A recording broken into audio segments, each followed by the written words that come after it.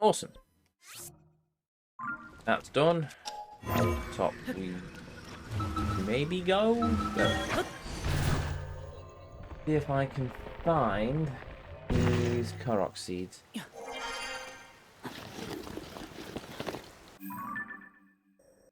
The Orange Bridge Cave. Done. Nice.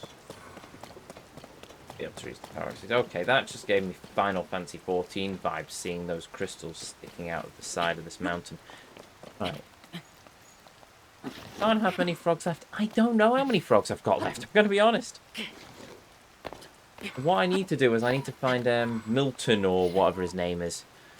And see if he'll tell me how many I've got left to do.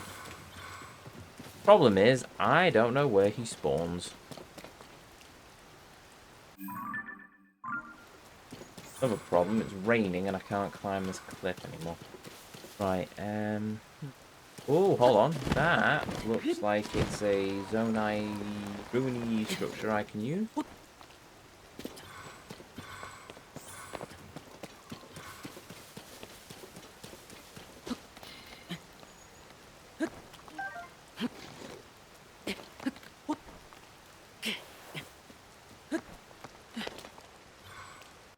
If only you've been marking all of the caves, then you should only have a handful left. Well, I've been marking them on the dungeon map, but the problem is you've got so many cave entrances that you're not entirely sure where the caves are.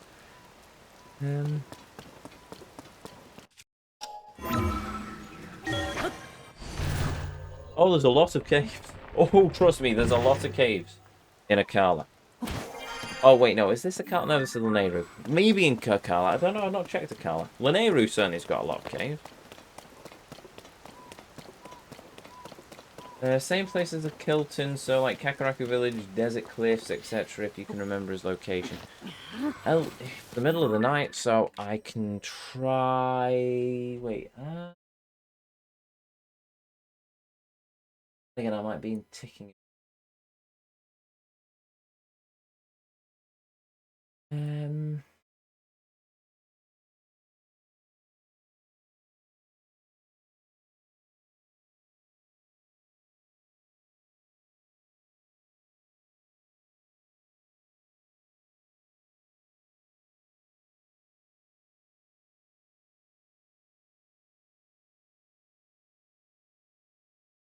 No, there is a thing on the map that I can use to find him. Fulton Balloon.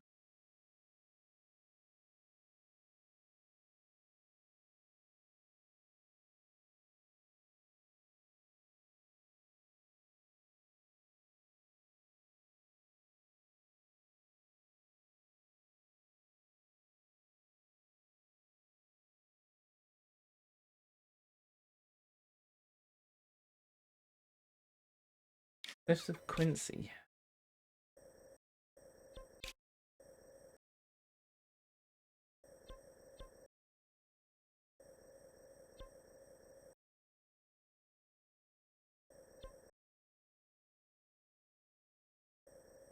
Yeah, Swamp. Cliffs of Quincy.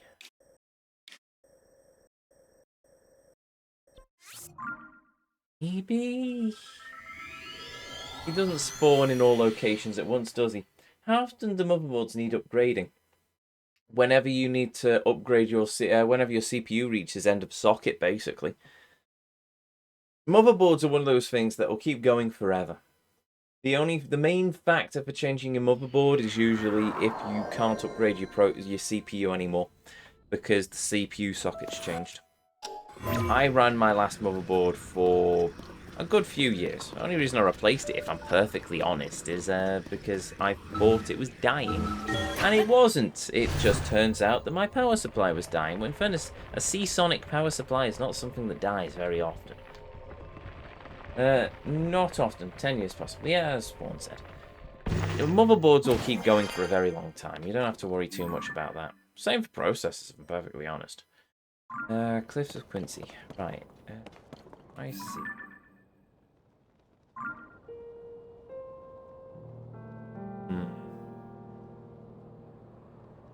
Hilton is one of those things where I've seen him several times.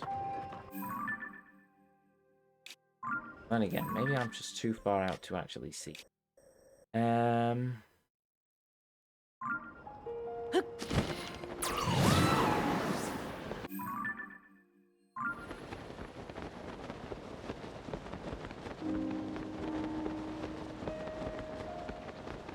again, I don't know what time Colton sticks around to. Is it 2 o'clock or 5 o'clock?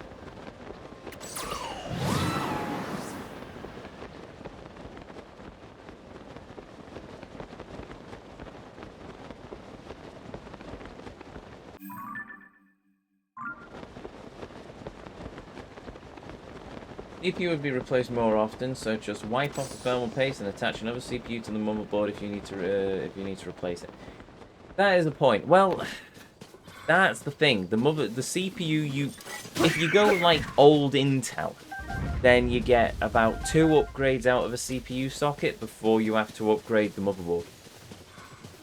AMD promised long-term support, so well, whether or not they actually are sticking by that's another matter entirely, but the idea with the AM4 socket is that it would keep going for at least 10 years. So the idea is that you can just keep upgrading your CPU for a long time and you wouldn't need to worry about a new power supply. It didn't really pan out like that, though. Golden Mountain, there's Death Mountain.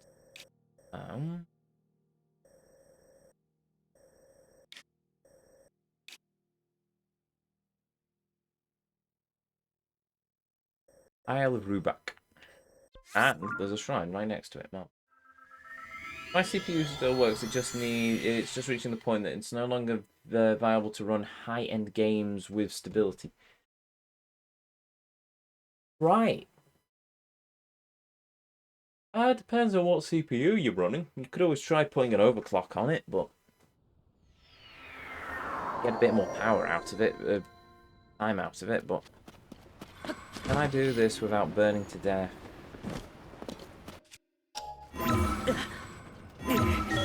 Yes. But fair enough. Fair enough. I think my PC's reached the point where my GPU's bottlenecking, to be honest. Bottlenecking the CPU, if I'm perfectly candid about it. Right, so... Still got a bit of time before it reaches cut off. Floating around.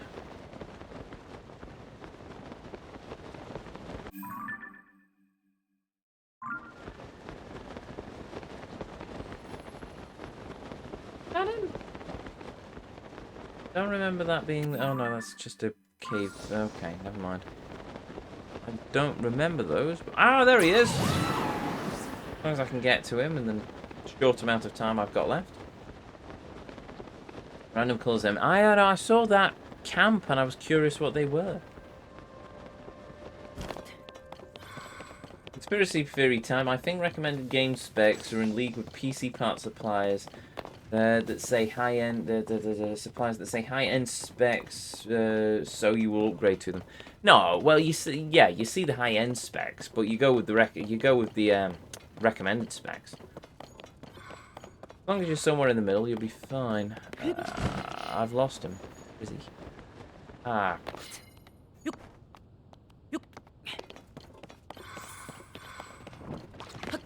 Up here. Was he left?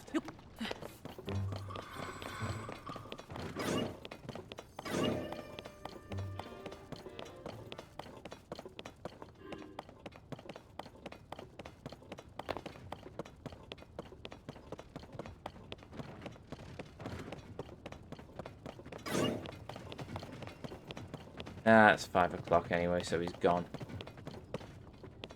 Right, tell you what, rather than wasting my efforts, let's bunker down till nightfall and we'll just catch him again.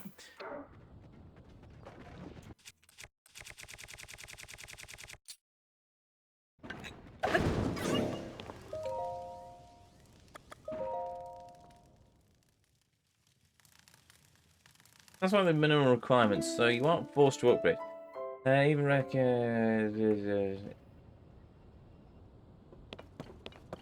Oh, there he is. Out of a collar touch. Oh, there we go. I mean, I'm the wrong person to ask, to be honest. I mean, I say wrong person.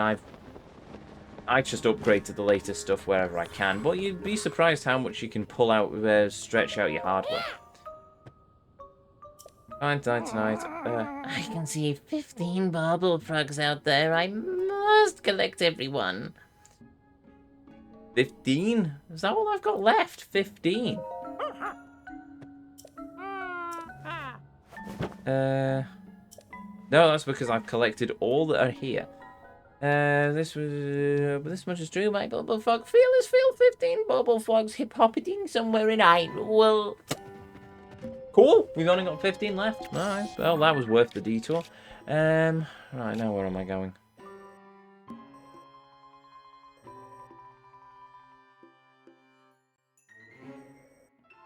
Oh yeah, I still have those two to do.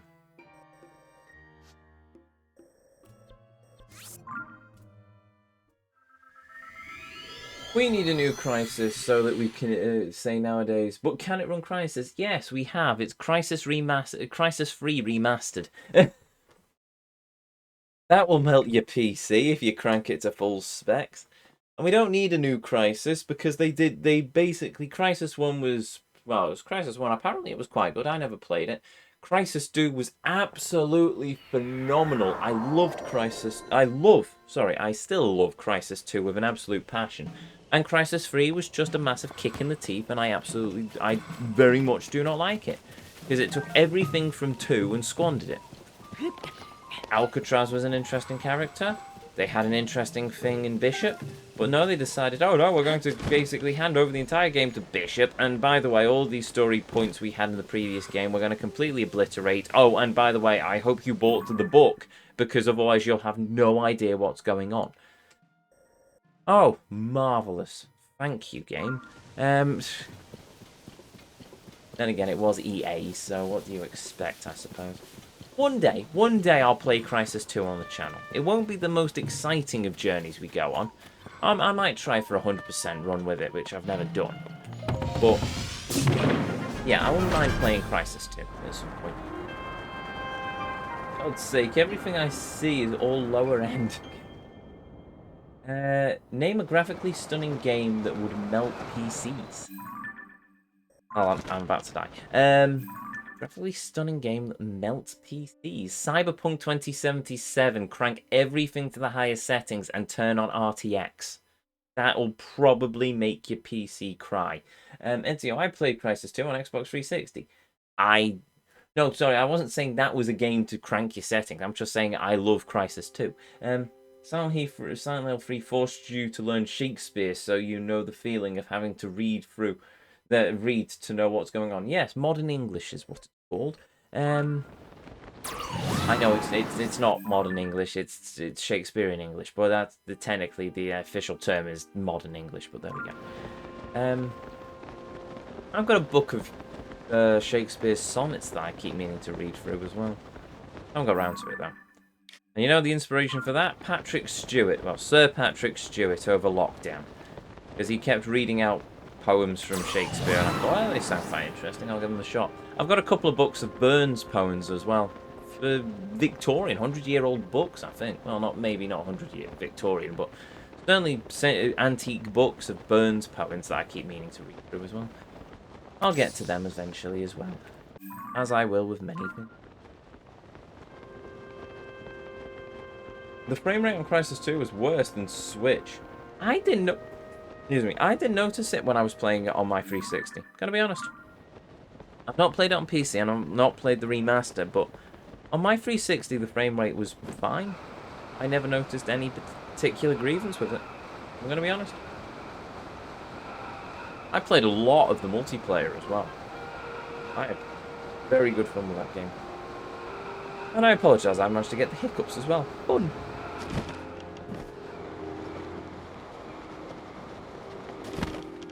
Ah, pinwheel. Marvellous. Works for me.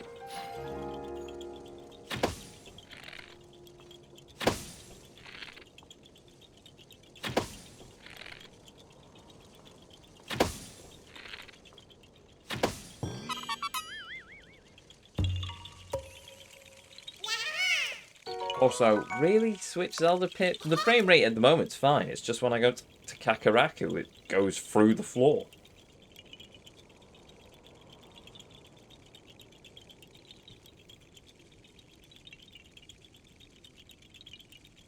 Right, so. Excuse me.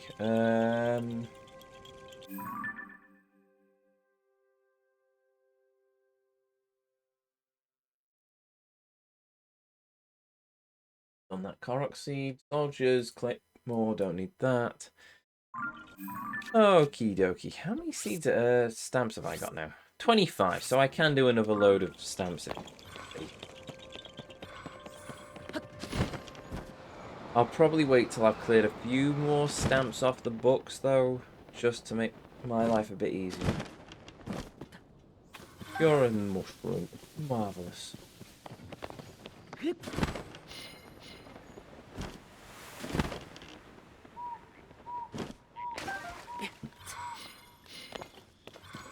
Oh, this one. Alright, that's easy enough.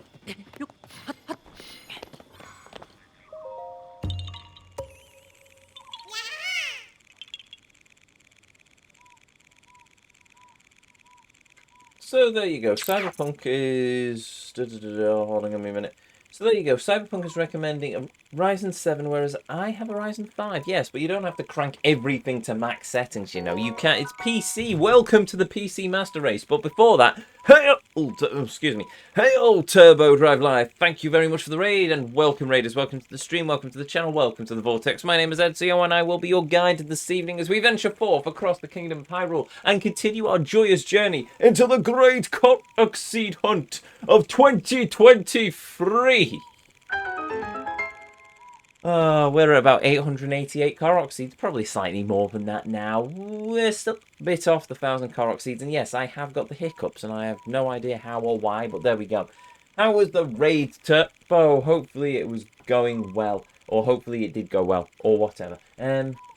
Stupid Master Race. It's the PC Master Race, and you can configure your PC games. These hiccups are annoying me now. You can configure your PC games in any way that you so wish to maximize performance for your particular set of hardware.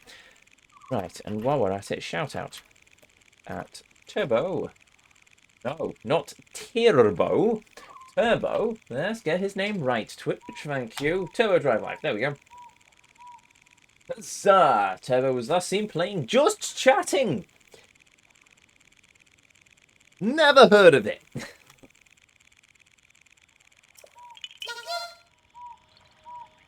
Right, okay then. So we've got another Korok Seed. I'm guessing that was when you were doing the great unboxing of Boxfrug's masterful gift to you, my friend.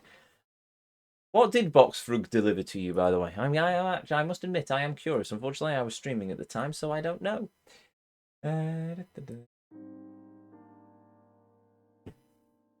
May even be at 900. I don't know if we're at 900 seeds, going to be honest. I'll tell you what, I'll start marking up a few more things on the map, though. So, there's a cave over here.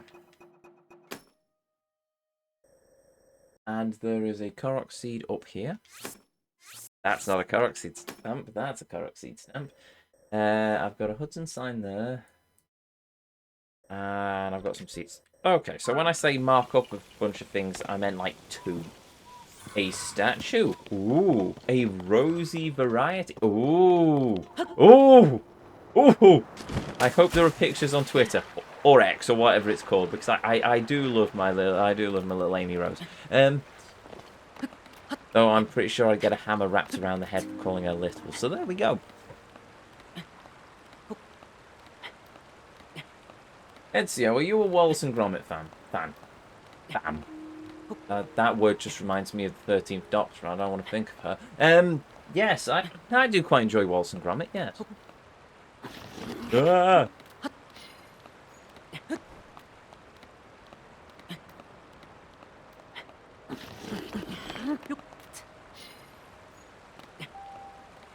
This is going to annoy me, isn't it? Come on.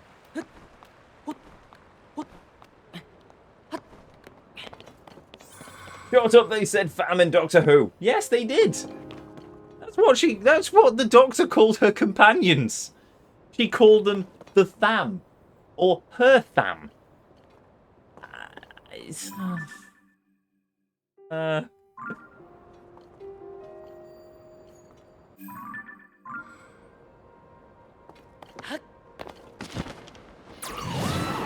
just didn't work. It really, there is a lot that... No, that's terrible writing. It is terrible. Oh, you think that's terrible writing. That's an entire rant for a different day. I will say this much. In one episode, they pretty much had the Doctor turn to the camera and lecture the audience about what was it? It was climate change. It was literally just like 3 minutes of her lecturing the audience, direct to camera, about looking after the environment, as if we don't already know. Or Mass Effect Andromeda levels of writing of one of her companions opening up about how he's really scared about getting his cancer coming back, and her response was, I'm actually really socially awkward, so I'm just going to poke at these controls on the console and think of something to say. No, that's not the bloody Doctor. That's not even a normal person, to be honest. There's no empathy. It's basically somebody saying, oh, I'm really... The student coming to me and saying, oh, we're really concerned about this assignment I have to do. I don't turn around and say, oh, well, I'm actually really socially awkward, so just I'll sit here and poke this keyboard until you go away. No, I try and help them. What an absolute load of toss that writing was. It really, really was. I'm on another rant. I'm going to stop now. But at least it stopped my hiccups, I suppose, so there's that plus point. Do I swim this, or... There's a waterfall. Okay. Okay, so you know who immediately thought that I was trying to die.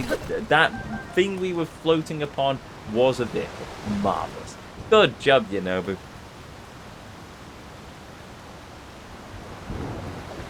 It's unprofessional. It is unprofessional. It is absolutely... There's a lot of unprofessionalism and shit under Chris Chibnall's writing.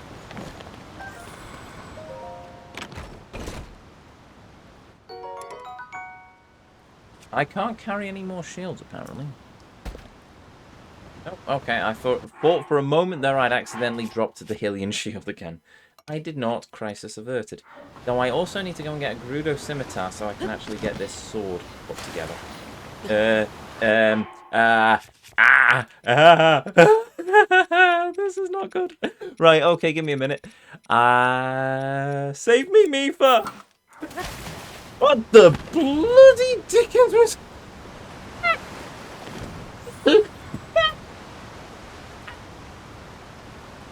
It worked! Yeah, I'll take that. Well, there we go. There we go. That did a thing. I don't know how or why, but we certainly did a thing. Right.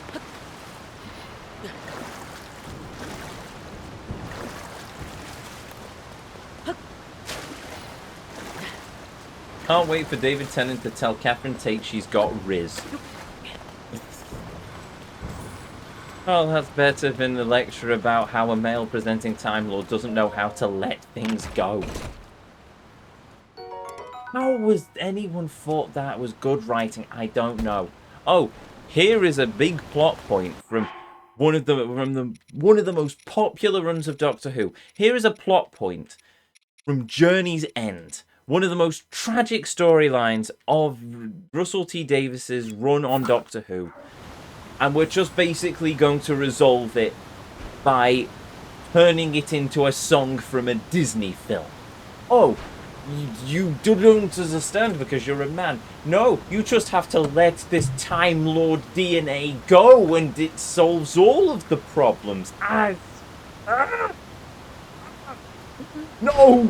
There are so many ways you could have finished that storyline and you basically resolved it in like 2 sentences and about 30 seconds with the most contrived, absolute nonsense I've ever heard.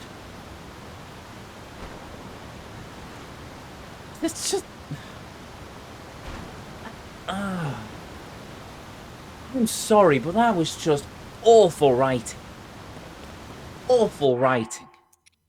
And this is supposed to be the 60th anniversary special. 50th anniversary. The 50th anniversary. The Day of the Doctor. One of my favourite episodes of TV of all time. I absolutely love The Day of the Doctor. And then that's the 60th anniversary. We waited 10 years. We've got David Tennant, my Doctor, the most popular Doctor, back in the role as the character. And that's your answer to the 60th anniversary. I was just, oh, well, you just have to let it go. Did you get a chance to watch the second episode again? Yes. Yes, I did, actually. And much like the first, if we take out the modern BBC politics nonsense that annoys me slightly,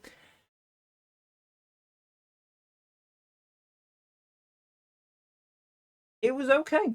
It was a good episode. You know what? You know what? The last episode and this episode, ignoring the preachy panderiness of some of the scenes, they would actually fit quite well in the middle of a normal series of Doctor Who. They don't scream 60th anniversary, but I didn't mind it, actually. A lot of it I actually found myself enjoying. It felt like Doctor Who. It felt like the Doctor. It felt like the Doctor and his companion. It was a bottle episode. It was basically, they were contained to this one episode. I don't know where they're going to go from it. I'm really hoping that them bringing up the Timeless Children and Flux of all things, what a load of... Anyway, bringing up the Timeless Children and Flux, I'm hoping what they're going to do, especially with who the villain of this arc is and how overpowered they seem to have made him, I am curious to see if this is Russell T Davies playing a long game, and it's going to end like the Day of the Doctor, where they end up changing everything and they basically fix it, and it's just, well, here you go, this is all sorted. I don't know if that's how they're going to do it, but yes. The opening scene with Isaac Newton, by the way, completely pointless. Absolutely no point to the episode whatsoever. It didn't have any impact, apart from a running joke on gravity is now mavity. That got a bit of a chuckle out of me when the Doctor said, oh, she's caught in the gravity of the spaceship, and Donna was... The what? Oh, the mavity. Yeah, that got a chuckle out of me, but for the most part, it's just... I don't understand. That opening scene... Yeah, you know what would have worked better as an opening scene? The opening scene would have worked better if they actually had the alien or the captain or whatever you wanted to do with her actually putting her plan into action. Sets up a bit of a, ooh, what has she done? What is going on here? Instead, no, we have them basically landing the TARDIS in an apple tree and changing the name of gravity, which is going to be forgotten by the next episode anyway. Oh, and also the final scene with Wilf. It's a shame that's the only scene apparently that they've got, but it was good to see Wilf again. It was so good to see Wilf again. He got to be reunited with the Doctor, and I loved that because Wilf was such a brilliant companion. That's why I enjoyed it. But there we go. So yeah, it wasn't too bad. It wasn't too bad. It doesn't fill me with a lot of hope. But, it fills me with a small amount of hope, which is very dangerous. Hope is a very, very dangerous drug.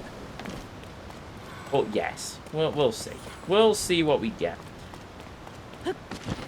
I'm very curious about the next episode. They have two ways to go. They could either fix a lot of the grievances from Whittaker's era in one fell swoop, or they could turn the fan base very much against them wholeheartedly again. And if they want to have a successful show, they need to get the old fans back. You can't just jingle keys of David Tennant in front of people and expect people to come back in the throngs that they want. I mean, it only had about 5 million views. When Doctor Who was popular, it was hitting twice that. More, to be honest, I think. But yeah. Remember the Van Gogh episode? Would have been like that. Coulda. Wasn't. Can't wait for David Tennant to tell Catherine Tate to get some... Oh dear. It's not the writer though. The main editor who decided perfect, and the director who went perfect. Well, there's also those points as well. Remember the Van Gogh episode? Could have been like that. Could have been. It's the hope that destroys. It is the hope that destroys. The thing is, as harsh as... Oh, these are a lot of crap. Sorry, give me a minute. There we go. The thing is, at the end of the day, at least, especially with Whittaker's era on Doctor Who, I came to the acceptance that in Twice Upon a Time, the Doctor regenerates and we don't see who he regenerates into. That's my headcanon for the end of the series. Is it harsh? Probably. But at the same time, I just cannot stand what they did with the characters in Whittaker's era. They turned the Doctor into some pandering, preachy woman who did a very bad impersonation of David Tennant and just didn't really have that many likable qualities about her, if I'm perfectly honest. Graham was an alright companion. I liked him. Ryan was basically, I've got a disability, but then I've forgotten about it in the next episode. Oh, look, Call of Duty, shooty, shooty, bang, bang. And Yaz was the best police officer in Yorkshire who didn't actually seem to go to work. They never really played into the character. They set the characters up in the first episode, and then they never actually played anything with the characters themselves. They basically were just... I don't know. Oh, and then there was the Donald Trump episode. That was entertaining. Then there was the Timeless Children, or the Timeless Child, which was just an absolute abysmal episode. Orphan 55. Timeless Child was awful in terms of lore and the history of the franchise. If you want bad TV, then Orphan 55, because Orphan 55 was so awful. It just... I remember that episode finishing on the note that it finished on. It was like, I literally just went, that it? It was a lecture, that was it. It basically, oh well, here we are, environmentalism, and that's it. There was no subtlety to the story. They didn't work it cleverly into the plot. No, it was basically just environment, environment, environment, environment, environment. And it's just, no, that's not a good story. If I want to be preached about the environment, I will watch a documentary. I don't want my sci-fi escapism to basically be hammering home that the environment's screwed. I know it's screwed. I watch the news. I see the world. I want escapism so I don't have to think about that for a small amount of time.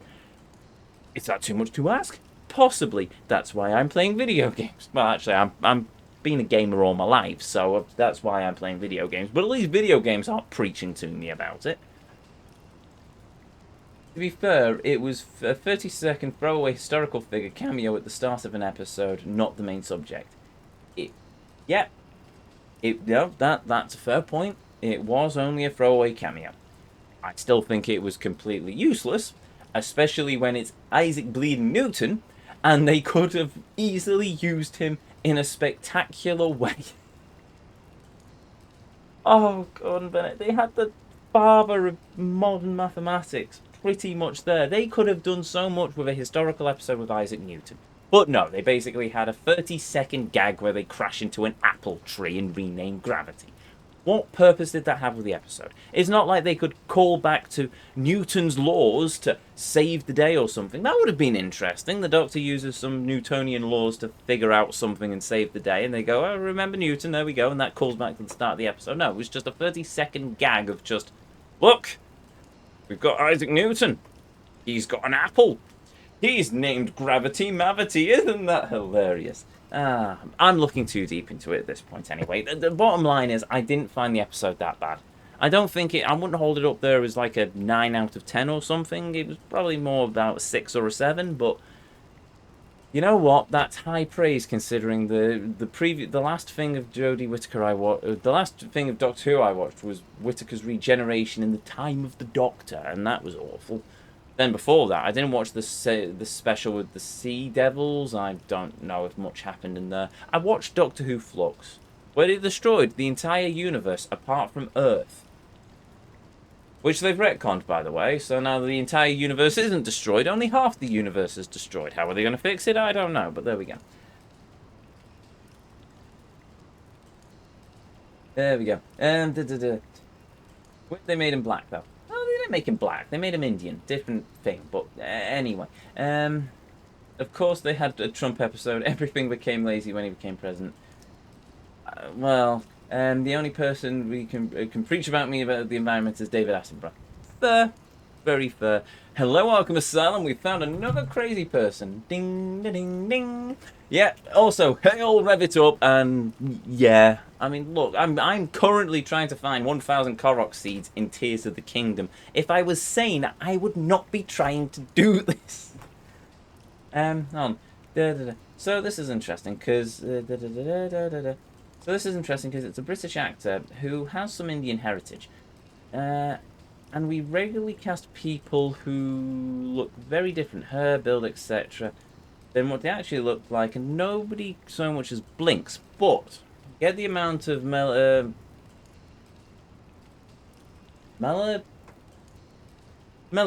Oh yeah, melanin. That is the word I'm thinking. I was doubting myself on that one. Get the amount of melanin different, and suddenly it's an issue. I find it interesting where we draw lines. It is interesting where we draw lines. I'll give you that. I will give you that. But there's a double-edged sword on that one. Because it's okay to there is an argument to be made there, but do I really want to die on that hill? That's the question. Universe. Don't you mean Hooniverse? I hate it. They're just trying to turn it into Marvel.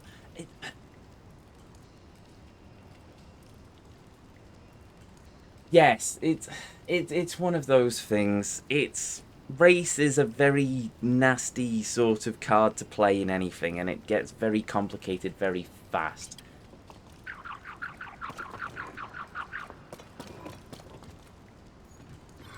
Oh, hello, there's a bubble frog. And then you get some comments like, oh, well, only gay actors can play gay characters and stuff, and it's just, well, really?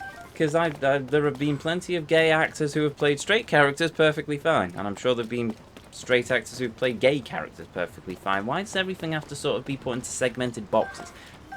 And then there's the double standard, I suppose, of, well, if that's the case, why can't Isaac Newton look Indian? And it's just...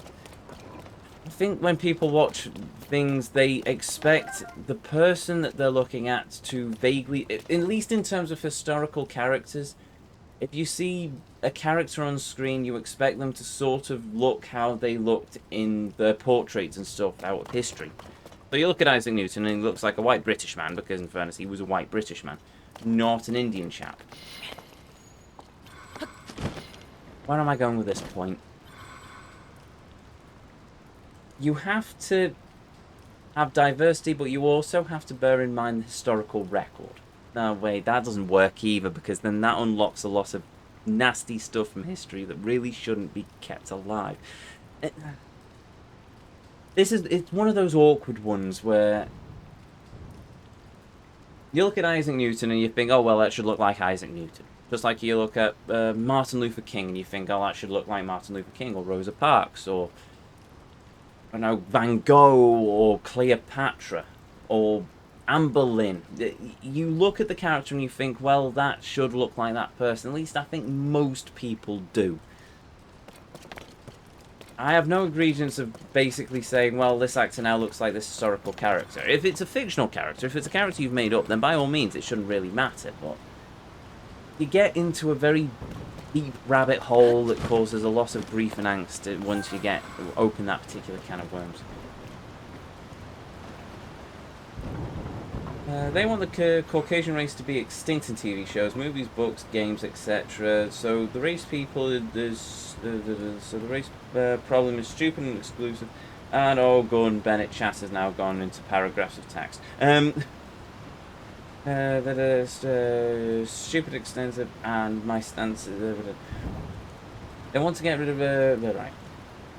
They want the Caucasian race to be extinct in TV shows, movies, books, games, etc. So the race problem is stupid and exclusive. That's my stance on the problem. I don't agree with that in terms of they want to make Caucasians extinct. They want to add more diversity, and they're going about it like a sledgehammer to crack a walnut, basically. No, if you want a removal of people, go for ginger people, because you don't see them in any sort of media these days, for the most part. At least I think. It's been a while since I've seen a ginger person on TV, must admit. Shame. I remember there was a presenter on Robot Wars, Ginger, Irish. She was amazing. Really liked her. Anyway, that's me. Anyway,